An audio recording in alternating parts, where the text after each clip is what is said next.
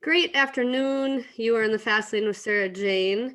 And today we're taking a different path in the Fast Lane today because I have never had anyone on the show that is a recovering porn addict. We've talked a lot to people who've been addicted to alcohol and drugs, but I have seen a few things on Mr. Joshua Shea, and it kind of kept coming back around. And to me, that was a sign that I needed to reach out to him. So, welcome Joshua Shea into the Fast Lane with me today. Thank you very much for inviting me on your show. It's nice to know that I'm popping up in somebody's life at least. You are. And I want to go ahead and read a little bio on you because there's so much. And I just want to make sure that I touch on everything. And I really like how this is. Maybe you wrote this yourself. So, Joshua Shea is an author, educator, and speaker on the topic of pornography addiction. He was born and raised in Maine. He started working in journalism at 17 years of age. So you're quite good at writing. I've read a lot of what you wrote. I really enjoy that. In 2009, he launched Lewiston Auburn Magazine, a lifestyle magazine, which was the first of its kind in Central Maine. A little more than a year later, you helped create the Lewiston Auburn Film Festival. You then were on the Auburn City Council.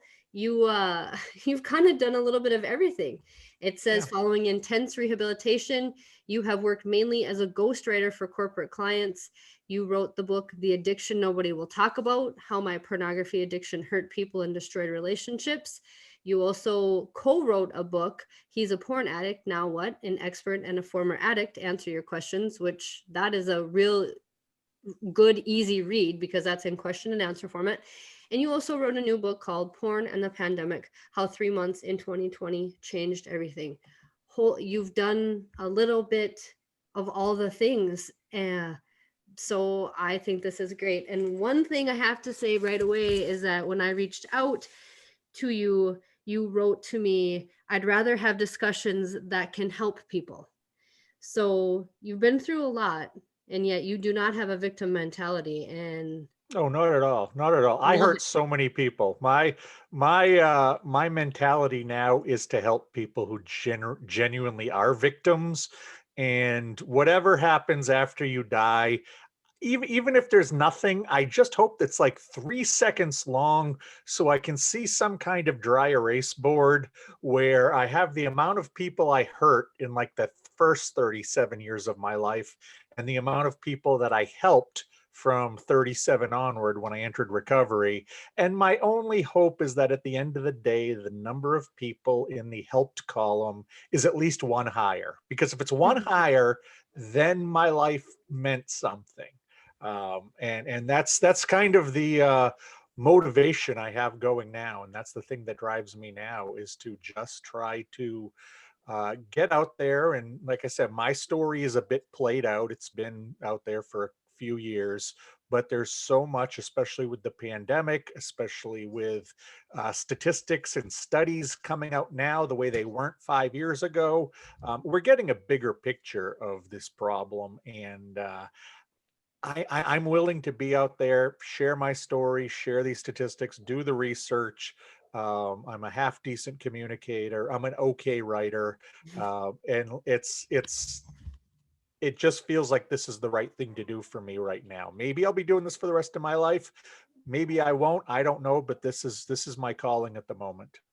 I love it. And you've been on over 200 podcasts, so I don't think there's probably much that you haven't talked about. So I know that you have a very extensive background, but I thought I would just ask some specific questions so we could lay the groundwork. So then we Yeah, could ask some more questions on how you can help people. Okay. sure. All right.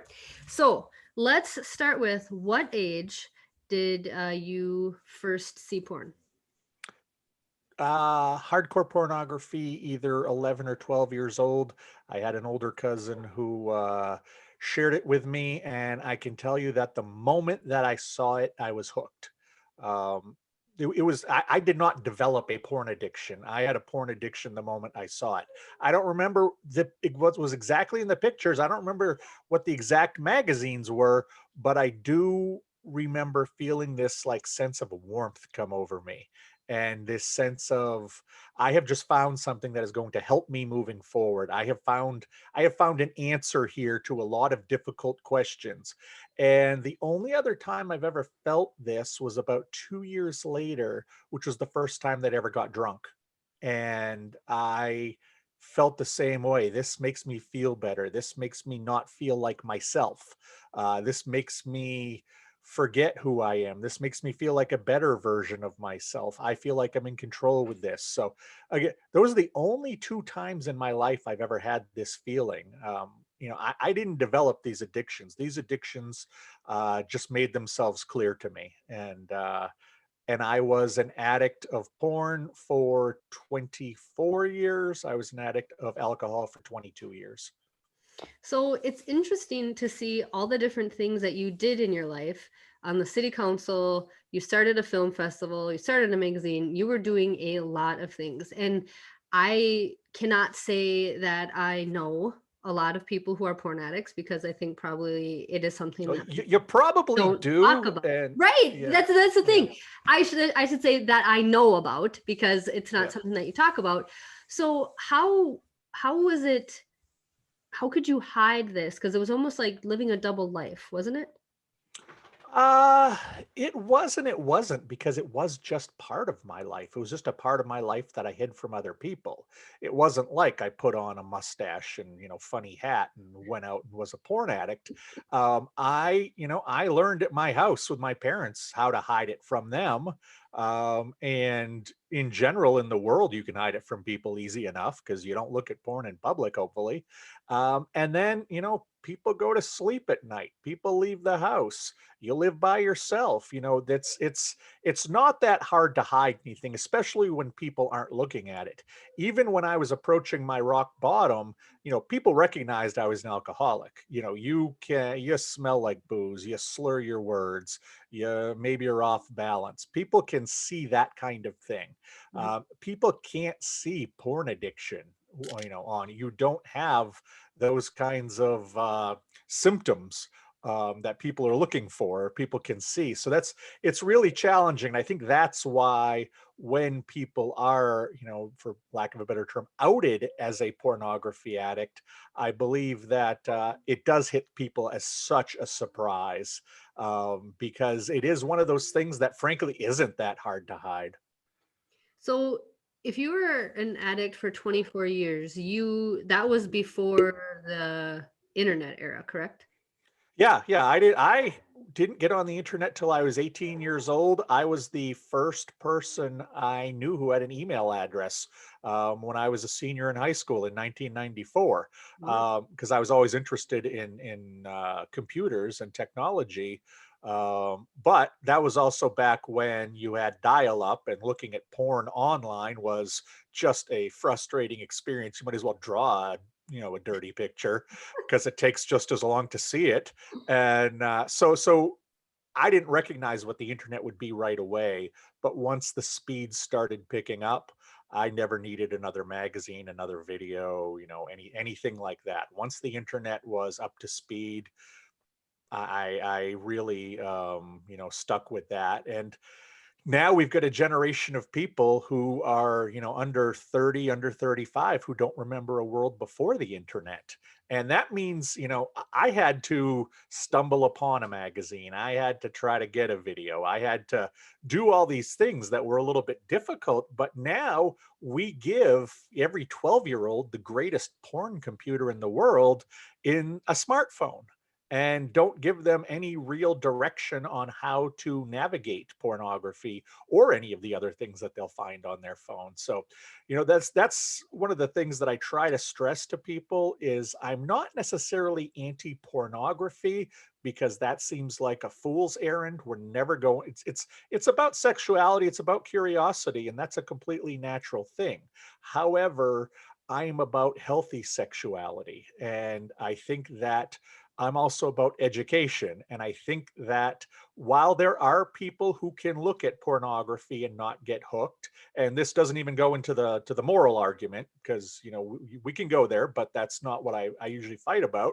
Um, I think that we just simply need to understand what pornography is capable of doing in people's lives. We need to get over the fact that the content is not something we want to admit that we look at, even though statistics say that most people under 50 years old do look at it, men and women. We need to learn to talk about pornography, because we are never going to be able to talk about pornography addiction or some of the unhealthy outcomes of pornography use that people just don't know about these days. So is this a daily thing that you need to work on? Like a lot, I talk to a lot of addicts who talk about how daily they need to do something to keep sobriety. Is this something that you need to work on? It's hard for me to tell, because I may be working on it with you right now. I probably am. And it really is a lot of my life now. I have moved into the coaching realm, and I help not just porn addicts, but I deal with a lot of partners who suffered betrayal trauma because of discovering their partner was porn addicted. And I actually right now have even more female clients who are dealing with betrayal trauma. So it's one of these things where it's hard for me, because I'm not doing 12 steps. It never clicked with me. I don't sit on my back deck and burn sage and try to connect with the universe. I'm a very science rational based guy. I believe I know what works. I believe I've seen what works. I've taken trainings. I've been in therapy for 20 plus years, even before these addictions were dealt with. I'm a very pragmatic thinker, so I don't think too much about am I being healthy today? What do I need to do to be healthy today? I feel more triggers with alcohol here and there than I do with pornography, but I'm now 7 years sober from both. So it sneaks up on me a little bit here and there, but I have not relapsed once, because I'm such a stubborn person. And I think you and I are practicing my recovery now. And I can't tell you what I would be doing or not doing had I not decided to go down this road of communications 4 years ago. But every day I'm doing things, whether it's, on the slowest day, I'm still posting to Twitter and Instagram. I'm going on, shows like yours a couple times a week. I'm writing books, doing so much that it is such a frontal part of my life at this point that I think it's all part of recovery. And in a way, it's almost become a job for me. My ghostwriting is, I'm trying to move a little bit away from that. It still pays well, but, it doesn't nourish the soul at all. Writing, you know, marketing copy for CEOs who can barely put a sentence together, but are 12 times richer than me. And So I'm trying to make this kind of a full-time job. And it's one of those things where be careful what you make a full-time job, because at the end of the day, I don't want to talk about pornography. I don't want to look at pornography. I don't want anything to do with it. I want to be done my work day. Um, and I think that helps in some way. Absolutely. So when you are working with the betrayal trauma victims, why do you think that if we have a spouse or a partner, a significant other, someone in our lives that's addicted, why would a person take it so personally? Like I hear a lot of people say it's my fault, it's my fault. Why do they take that responsibility on? I think it's because there are so many people out there who are not porn addicts, but do turn to pornography for their release, do turn to pornography for some sense of intimacy. When I work with clients, one of the things I tell them is, in a strange way, it's almost better that he's an addict. Because if he wasn't, he is picking pornography over you. He would rather satisfy himself to pornography than be with you. He is, whether it's being selfish or whatever. There are many women who enlist me to speak to their husband, or they describe the situation, and I have to tell them, your husband, your boyfriend, he's not a porn addict. He's just a bad partner. You may have told him 100 times you don't want him looking at porn. It makes you feel bad, and he does it. That doesn't mean he's an addict. It just means he's a bad partner. When somebody is addicted, I tell them porn addiction doesn't happen between the legs. It happens between the ears. Addiction takes place in the head. People do not, get addicted to cocaine because it smells good. People don't get addicted to food because their palate just tells them cake is that much better than you or I. People get addicted to calm the storm that's going on in their head. They find something that can tap into their pleasure centers, to the six chemicals, the dopamine, oxytocin, serotonin, all those. They find something that makes them feel better. And in the beginning, it doesn't feel like an addiction. It feels like a relief. But the way that addiction works, you have to build and build and build.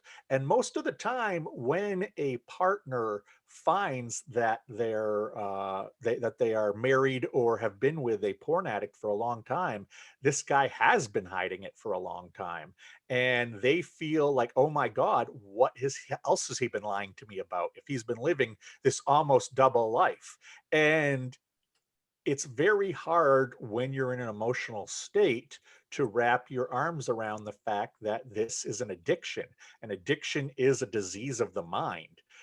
It truly is a disease by definition standards.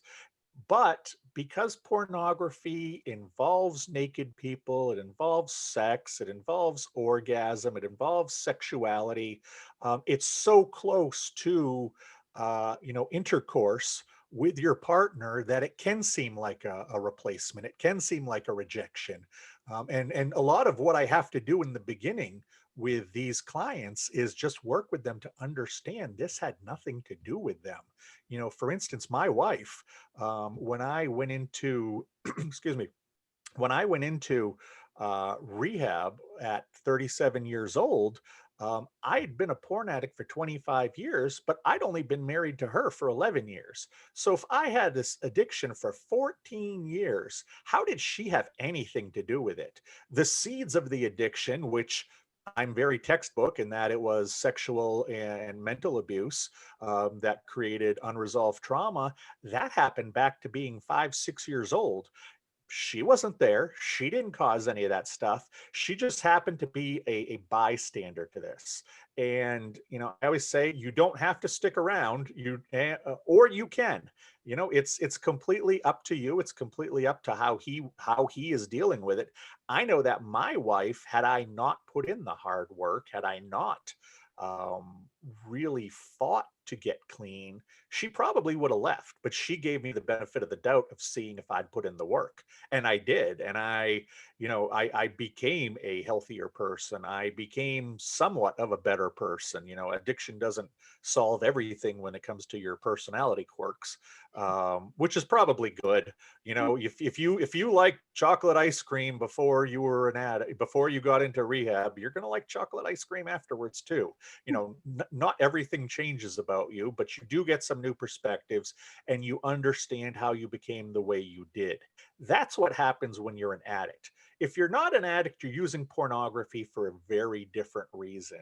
And I think that those are the partners who actually have more to worry about when it comes to rejection, when it comes to health of the relationship, than somebody who is with an addict. Well, then that makes a lot of sense. When I was reading your book and you had talked about a guy in there that cheated on his wife and then got an STD and then was giving her pills to Oh, that's a great story, isn't it? yeah, I want you to tell that story because I want to circle back to I have a question on that, but if you want to go ahead and Okay. tell the story. Okay. Well, so when I decided that I wanted to do a book about the early days of the pandemic, I wanted to first be confirmed that people were acting differently. I talked to few people I know who were early in their recovery, and some of them were having trouble. And I have many, many therapist friends and certified sex addiction therapists and counselors. So I sent out some emails just saying, hey, and this was probably mid-April, late April. It wasn't late of 2020. It wasn't late into things, but it was long enough that people could see a difference. And this one therapist who I know said, I've got a story for you. And she started talking about one client who she had been seeing, who he wanted to come clean to his wife. He had been a pornography addict. He was hiding other things. I don't know what his pathology was, but he was hiding things from her, and he wanted to come clean. And he worked with this therapist to decide to come clean. And then he was all ready to come clean about a week or two before the pandemic hits. His wife and his new daughter, newborn baby, are away with the family. And he has some kind of porn bender and decides to hire a prostitute. Has sex with the prostitute. And goes back and tells the therapist, I did this, I can't believe it, but I'm going to tell my wife, I need to get off on a clean slate. We're going to do this the right way. So pandemic hits, all hell breaks loose. Therapist meets with this guy and says, so, did you tell her what's happening? He's like, no. It turns out I have an STD that I caught from this prostitute. And the therapist's like, oh, well, now you are just morally obligated to, tell your wife what happened, because you're now putting her physical health in danger. Mhm. And he said, no, he had a plan. What he decided to do was, I guess, and I don't remember the specifics, but his buddy, or somehow he was able to get like double the dose of STD medication that he needed. And his wife was a fitness freak and a supplements freak. So she took a handful of pills every day, and I'm guessing iron and protein or whatever. And so what he did was he took these STD pills and slipped them into her supplements, because he was the one who gave her the supplements in the morning, or however it worked. So she didn't know that she was taking STD pills. And then he had what turned out to be, I don't remember if I put this in the book, but I've talked with the therapist since then. He had his final session with this therapist, and he's like, no, it's this pandemic is too big a thing. I can't tell her. I can't tell her about the STD. I can't tell her about the cheating. I can't tell her about the porn addiction. I can't be thrown out of my house right now. And in talking with the therapist about this whole story, she's pretty well convinced, as I am. He was never going to tell at any point. It had nothing to do with the pandemic. It had nothing to do with the prostitute. He was having something of a moral dilemma, but he was just not strong enough, didn't have the tools, hadn't done the work to really face this. And, instead of just saying to his wife, hey, I made a horrible mistake, I put you in danger, here's what happened, and living with the consequences, he continues, because I don't know exactly what happened to him. He continued to be deceitful. He continued to be manipulative. He continued to lie. And those are the hallmarks of addiction. You will do whatever you need to do to stay out of trouble, to gaslight, to, put the attention somewhere else. You don't want people calling you on it. So that's clearly why I think he stopped going to that therapist. I don't know what their story is today, but I wouldn't be too optimistic that this tiger has changed his stripes, because at the time you and I are recording this right now, hopefully we're towards the end of the pandemic. We don't know for sure, but I'm going to guess, if anything, his addiction just got worse in the pandemic, because pretty much everybody's did. So I like how you said that, like, there was a moral obligation. Granted, porn addiction is a disease, absolutely. But I had read that you had said pornography is not a moral failure; it is a Right. brain disease. So almost in this case, he had both. Yeah. Oh, absolutely. Absolutely. I mean, and that's the thing, is that, I mean, I want people to recognize that I have never met an addict, and I was never an addict. While I was certainly inebriated at times, and while I certainly had the chemicals flowing, and towards my rock bottom, I may not have understood cause and effect or consequences as well as I should have. Addicts understand what's going on, and we deserve PhDs and doctorates in manipulation and gaslighting. We are good at it because we practice it every day, all day, year after year after year. It's just becomes part of us. And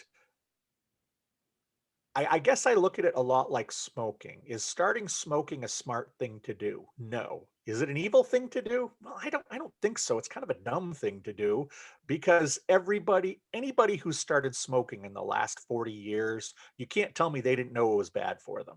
So it's just kind of a dumb thing to do. Pornography addiction, yeah, the deceit, the lying, all of that definitely is a bit of a moral failure.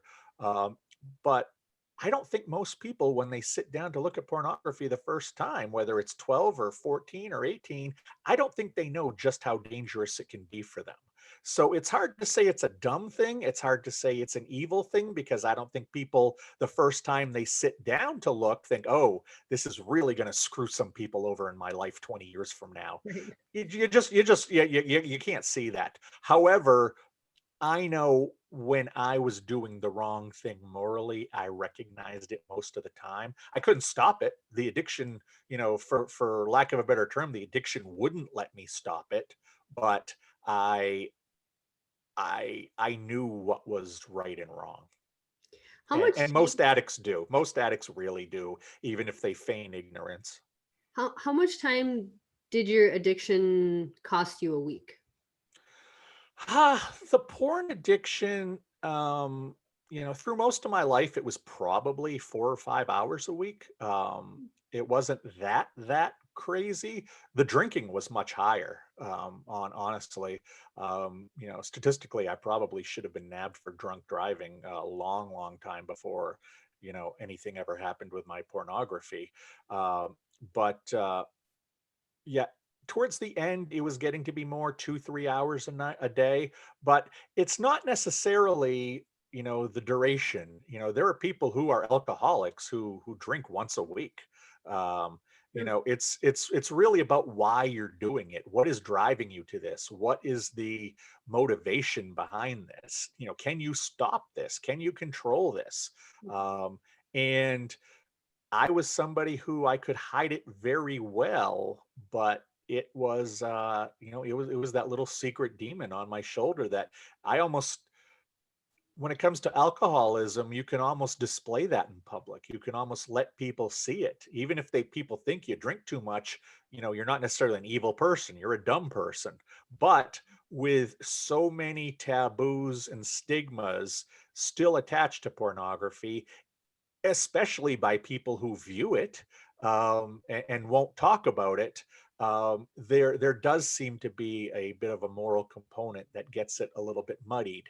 I think people feel, or addicts at least, who I've spoken with, and even with myself, felt far more shame, far more embarrassment, judged far more about my pornography addiction than my drinking. I when I used to do speeches at colleges or libraries or churches before the pandemic hit, I always had this one joke where, I went off to rehab for alcoholism first. That's where I discovered that I had a porn addiction. I just thought my porn addiction was bad choices when I was drinking because they kind of went hand in hand. Mm. But, I make the joke that when I went off to alcohol rehab, people slap you on the back and shake your hand and tell you you're a hero for getting your stuff together. You tell people you're going off to a sex and porn rehab, which I did a year later, and they go searching for the hand sanitizer and don't want to look you in the eye because there's still that much attached to it. And for somebody to, I think people see it, for somebody to admit they have a porn problem, well, they must really have a porn problem because nobody talks about it. And that's part of the problem about where we are and why these statistics are blowing up, especially among the under 35 group. And that's why we do need to talk about this.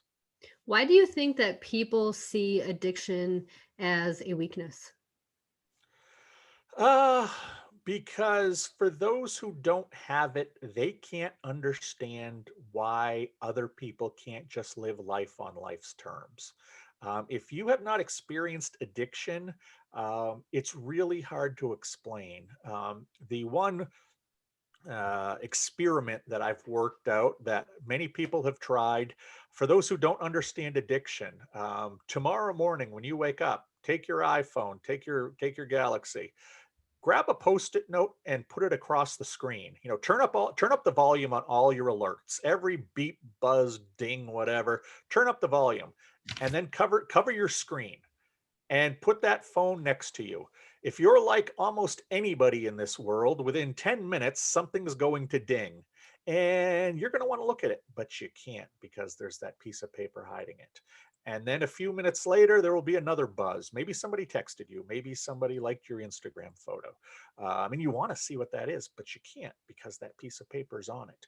The people who have done this experiment, especially those who are under 35, they either last about 90 minutes or they last about 6 notifications.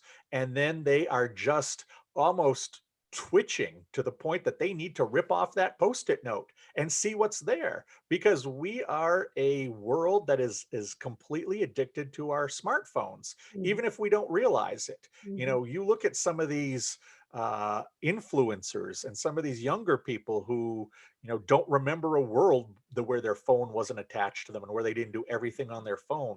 Try taking that away from them and they're going to realize how dependent, how addicted they are to that feeling of I gotta see it, I gotta see it, I gotta see it.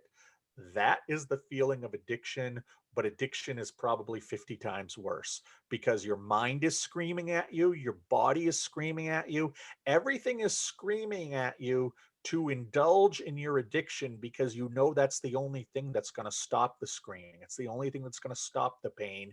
It's the only thing that is going to allow you to basically function. It's the only thing that you think stands between you and death sometimes. I mean, it's that strong. When you had gone through alcohol rehab and you then decided to go to porn rehab, did you think of it at that time? Is that when you noticed when you started to sober up that the porn was an addiction? Yeah, I went off to alcohol rehab in April 1st, 2014. That was my last day of ever drinking. And I kind of was that guy who's like, okay, I'll just fake this and whatever. And about 10 days into it, I realized they were talking about me. I was the alcoholic they were talking about. And I didn't spend 28 days there like you see in the movies. I spent 70 days there because I really needed it. And my caseworker in the last month or so that we were together, he started to really get to know me, and he recognized that I had issues with pornography. I had issues with managing sexuality and how it played into my decisions and my life. And he had a friend off campus who was a certified sex addiction therapist, and so that CSAT and I began to meet. And it didn't take long for him to make me realize that my pornography use was not only a separate addiction, but it predated my alcoholism. And that while they did work in tandem quite often, they were two completely separate addictions. And that he started me on the path of remembering what happened to me when I was a little kid. He started me on the path of developing tools to not look at pornography in the moment. And then I came back home, me being a research geek, a journalist at heart, I started reading everything I could about it, but there just wasn't much. I'm the kind of guy who can sit there with the New England Journal of Medicine and enjoy what I'm reading, but I know most people can't. It's like I can't sit there and read Shakespeare and have any idea what I'm looking at, but I know there are people who do. I'm that kind of geek who does that with research papers, and I when I went to the bookstore after coming home from that first rehab, there were books on addiction, there were books on alcoholism. There was a book or two about sex addiction, which to me is more intercourse addiction and is very different than porn addiction. There was nothing about porn addiction, but I started to see statistics about how bad it was. And I realized that maybe I could write some. I could create some materials that would help the average person, help the layman out there. And as I was starting to think about this and work through it with my therapist here, I realized that I had so much trauma. I had so much going on that before I really started to try to get my story out there or get the story about pornography addiction out there, I needed some deeper help. So actually a year after I stopped looking at porn, I went to a sex and porn rehab just outside of Dallas, Texas. And I ended up being there for 7 weeks. And while I didn't have, nearly the triggers towards pornography that some people did there who were brand new, I did have I did have a heck of a lot of trauma I had to work through, and it was difficult and it was tough. But isolating myself on that hill at that rehab and spending 7 weeks, I missed 4th of July with my kids. I missed my daughter's birthday. I think that was her 16th birthday. It was difficult, but it was so necessary. And it was really the greatest transformative experience in my life because I left understanding how I became the person I did. And what a lot of non addicts don't understand, and even a lot of addicts don't understand this, is that addiction is not the main problem. Addiction is a symptom. Addiction is a symptom of a much bigger problem. Addiction is a coping mechanism. Addiction is a survival mechanism for something else. In most people who are addicts of any variety, it is about repressed trauma. Now that can be betrayal trauma, that can be intense situation trauma, that can be trauma from abuse. It can be any kind of trauma, but that usually exists within any addict. And that's why they ultimately turned to their addiction, was they found something that calmed this storm in their head. And I was able to repress what happened to me at that babysitter's, and I think porn had a big part to do with it. I know alcohol had a big part to do with it, to the point that I basically stopped remembering what happened. But once we got on that path, it was easy to remember, and it was so enlightening, but so hard to go through because there is no easy route through trauma. You have to just take your was it scythe and just knock it down like you're going through the jungle. That's the only way you're going to get through it. What age did you become addicted to alcohol? 14 years old. Again, it was the first time I tried it. I was addicted. Shortly after I had alcohol the first time, or I got drunk the first time, I was able to, and keep in mind, this was like 1990, 91. I was able to find a mom and pop video store that would rent porn to me. And I was able to find, or I knew it existed. There was a convenience store that would sell to kids, no questions asked. And so after school in high school, my freshman, sophomore years, I would ride my bike home from school, but I would first stop at this mom and pop video store. And this was the time when Blockbuster and Movie Gallery were starting to put the mom and pops out of business. So they would rent anything to anybody just to stay in business. And I finally got up the guts to go to that back room that all the mom and pop stores had, behind the curtains or beads or swinging saloon doors that tried to keep you out. And I just grabbed a couple porno movies and I went to the front desk. And I went there a lot because I love movies. Like you said, I started a film festival, and they didn't even bat an eyelash. They just ran my card through and it was fine. And then I stopped off at that convenience store, and this is funny looking back, I never bought a 6-pack. I always bought 4 separate bottles of beer. Like that was an easier way I could slip it by them if I just had 4 bottles and not a handle on my 6-pack. So I would buy 4 bottles of beer. I would then ride my bike home. I would watch one of the porno movies and drink 2 of the beers before my parents got home. And then they were elementary school teachers. They got home probably 2, 3 hours after I did, and by that point I wasn't feeling buzzed, and the porn was done. After they all went to bed at night around 9:30 or 10, I would pop in the other porn movie, drink the other two beers, which were warm by that point, and that was my life for so long. If I didn't have an after school activity, um, that was my routine. I was hooked on alcohol and I was hooked on porn from the word go. You had said that I used to need pornography and alcohol like people need oxygen. Yeah, because you think you're going to die without it. Along with that phone thing, imagine it's like being thirsty.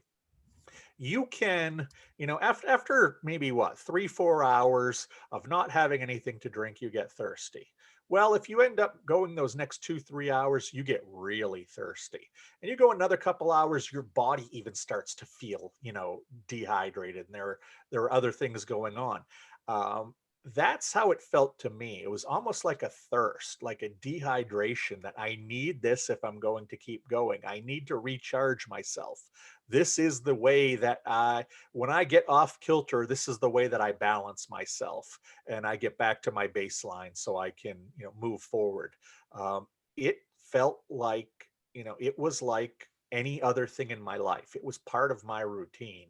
While I knew that it was a taboo, while I knew people, I could never talk to people about it. I didn't feel particularly bad about it. I didn't, think about the people who were in it. I didn't know anything about trafficking. I didn't know, I didn't think about any of these things. I mean, I heard those excuses and I still think that a lot. None of those reasons truly stop porn addicts or people from looking at porn. But I just, yeah, I convinced myself, or my mind convinced me, that if I didn't have this stuff, it was going to be bad. And I have seen people go through porn withdrawals. Just like, it's not as bad as kicking heroin or kicking alcohol, but people, your chemicals are what run you. Addiction is addiction is addiction. 95% of it is the same. Every substance or behavior has its different side effects. But what's going on in the brain of a porn addict is what's going on in the brain of a gambling addict, of a heroin addict, of a video game addict, of any kind of addict. It's almost all the same of the chemistry, what's going on, and you convince yourself that it is an absolute necessary thing to have, or you will die, or your life will just go into a tailspin and you'll be one of those, homeless bums on the street who, that's where you end up when you can't satiate your addiction, or at least that's what I told myself. Do you have a vice now? Are you addicted to chocolate or anything at all? I try to pay attention to it. I see times that I get a little bit obsessed with things, and I've always been that way. I'd have a bit of I don't say addictive personality, but obsessive personality. When I was 12 years old and I decided to collect baseball cards, I needed more than anybody else. When I was 15 years old and got the Super Nintendo or whatever it was, I needed to beat Zelda before all of my friends. Um, Part of that, I think, is, I don't know if that's a work ethic thing. I don't know if that's obsession. I think part of that is what drove me to be successful in business, before all of my demons caught up with me. Um, but um, yeah, I don't think I do right now, but like everybody else who is history of addiction, history of obsession, it's still a blind spot for me. And I have to ask myself a lot. And can I make my obsessions for the positive? I've been on now almost 250 podcasts talking about this. I love trying to help people. I love talking about this. It makes me feel better. But the number two, I've given more interviews about this than anybody else in the world. As far as I know, number two is Terry Crews, the actor. And I've been able to find 20, 25 interviews he's given about his porn addiction. I don't know who's number three. Why am I doing this? I have always been a little bit different. I was the guy who said there's no magazine around here, and I didn't look at it as, well, that's that's there's a reason for that. I looked at it as an opportunity to start a magazine, even though it was 2008 and we were in the worst recession we'd been in. Well, I'm not going to let that stop me. I decided, because I love movies, and I couldn't see any good foreign cinema or independent cinema in Maine.